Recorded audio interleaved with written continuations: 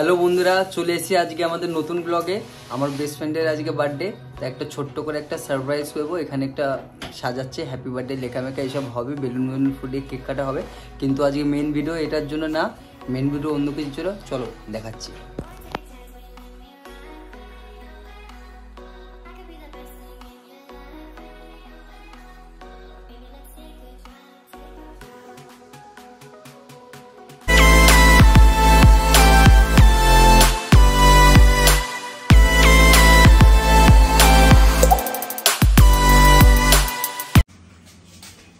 হ্যাঁ, আজকের main video হলো এইটাই, যে জন্মদিন হচ্ছে, তারপর তো কিছু খাওয়া দাওয়া হবে নাকি। আজকে খাসির মাংস করবো, রুটি দিয়ে রাত্রিবেলা সব বন্ধুরা মিলে জুটিয়ে খাবো। ছেলেরাও রান্না করতে পারে, ওটার প্রমাণ আমি। সব ছেলেরা সেম হয় না। ছোটোবেলা দিয়ে মাকে দিদাকে দেখে এটুকু শিখেছি। ভাত, ডাল, মাংস, ভাত, সব বিরিয়ানি, ফ্রাইড রাইস সব কিছু করতে পারি। তো চলো তোমাদের একটা কুইক রেসিপি দেখিয়ে দিই, নতুন মটন কষা। তো তেল গরম হয়ে গেছে বন্ধুরা, এবার আমরা পেঁয়াজ কুচিটা এর মধ্যে দিয়ে দেবো।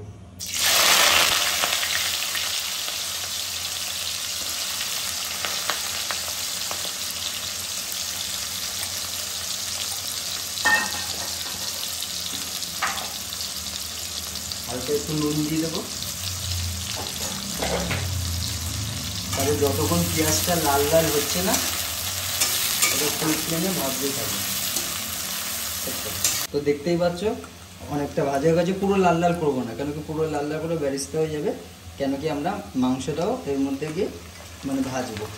মাংসটাও দিয়ে আমরা ভেজে নিই, খাসির মাংসটা এর মধ্যে। তাহলে চর্বিগুলো আছে না, চর্বিগুলো পরে আর একটা ডাল্লা ডাল্লা ভাব হয়ে যায়, ওইটা আর হবে না। এটা আমি যতক্ষণই পরে খাবো চর্বির মতনই থাকবে, মাংসটা ছিবড়া হয় না। এটা অনেকে জানে না, এর জন্য খাসির মাংস সবসময় দিয়ে তেলে ভেজে নিই, তাহলে ছিবড়া ভাবটা হয়, খেতে খুবই সুন্দর লাগে। তো দেখছি এরকম 2-3 মিনিট হালকা নাড়িয়ে নেব। এবার দেখতে পাচ্ছ বন্ধুরা, এটা ভাজা হয়ে গেছে 2 থেকে 3 মিনিট। এবার আমাদের মশলাটা আমরা দিয়ে দেবো। মশলাটা দিয়েও ভাজতে থাকবে, নাড়াতে থাকবে। আর কোনো তখন কিন্তু লঙ্কার গুঁড়ো, হলুদ গুঁড়ো কিচ্ছু দেবো না, শুধু আদা রসুন পেস্টটা দিয়ে আমরা নাড়তে থাকবো আরও 3-4 মিনিট। 2-3 মিনিট নাড়ানোর পরে তো এরকম কালার চলে আসবে। আর এটা মশলা না দিয়ে শুধু এরকম আদা রসুন পেস্ট দিয়ে নাড়ানোর কারণ এটাই, যে আমরা আগে যে ম্যারিনেট করে রাখি, মশলাটা ভালো করে যাতে ঢুকে যায়, ওইটাই করছি আর কি। মশলাটাতে ভাজলে কষেও যাচ্ছে, আর ভালো করে মশলাগুলো মাংস গায়ে ঢুকে যাচ্ছে। তো ম্যারিনেট আগের দিয়ে না করে রাখলে প্রবলেম হয় না। এবার পুরো কষানো হয়ে গেছে, ঢুকে গেছে মশলা ভালো করে। এবার আমরা মশলাগুলো দেবো। নুন দিয়ে দিলাম প্রথমে পরিমাণ মতো।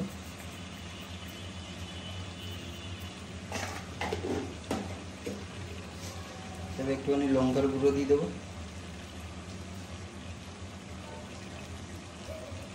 একটুখানি জিরের গুঁড়ো দিয়ে দেবো।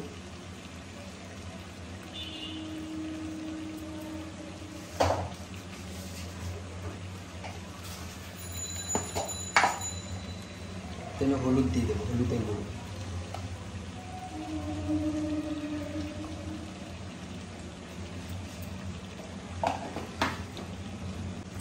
এবার ফ্লেমটা একটু জোর দিয়ে আমরা নাড়িয়ে দেবো ভালো করে। এবার মাংস কষাতে শুরু করবো। তো দেখছো আমরা আগে মশলা কিন্তু ম্যারিনেট করে তারপরে তেল দিয়ে মাংস দিয়ে পুরো কষাতে শুরু করে। কিন্তু এইভাবে করতে থাকলে মাংস আগের থেকে অনেক কষেই যাচ্ছে, কিন্তু প্রথম থেকে কিন্তু মাংস আমরা যা করছি কষতেই থাকে মাংস। তো বেশিক্ষণ কষানোতে টাইমও যাবে। 8 ঘন্টা কষানো যাবে, যদি তুমি 20 মিনিটও কষিয়ে নাও তো তোমার কাজ হয়ে যাবে, এমনি তেল বেরিয়ে যাবে মাংসের থেকে।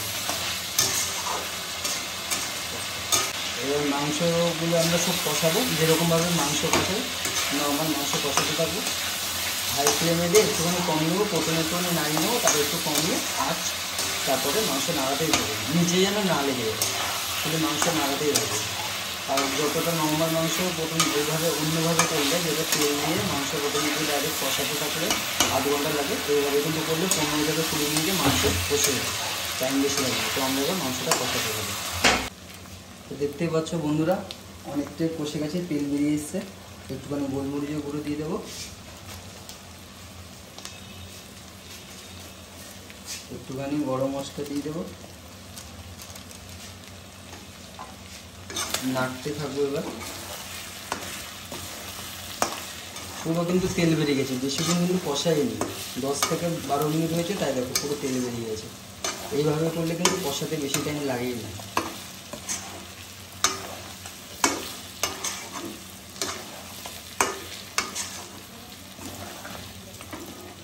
এবার একটু আমি টমেটো দিয়ে দেবো, কালারটা আসে,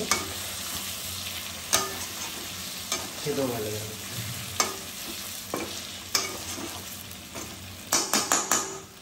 এবার আমরা জল দিয়ে দিচ্ছি এর মধ্যে।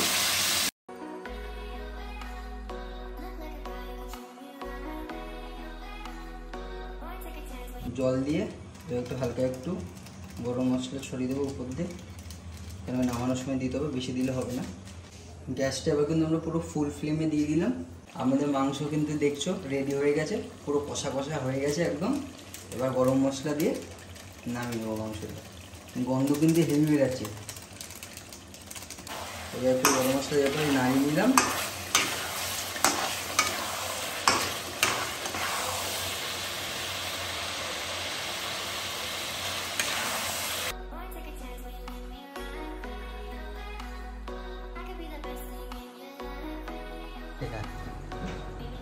কেমন হয়েছে ভাই? অসাধারণ হয়েছে, অসাধারণ। সত্যি ভাই ভালো লাগছে তো? হ্যাঁ, হেভি লাগছে।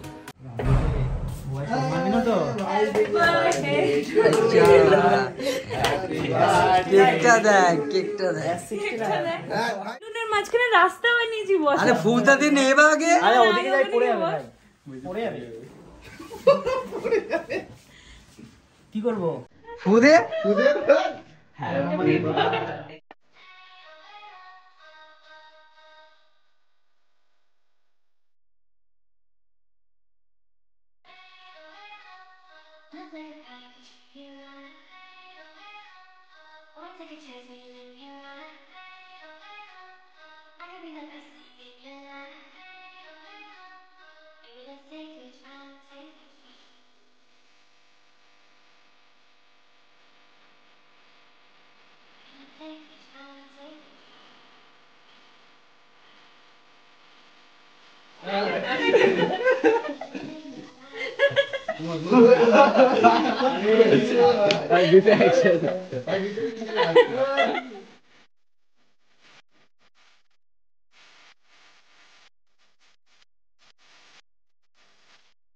আশা করি এই বার্থডে ব্লগটা ভালো লেগেছে আপনাদের বন্ধুরা।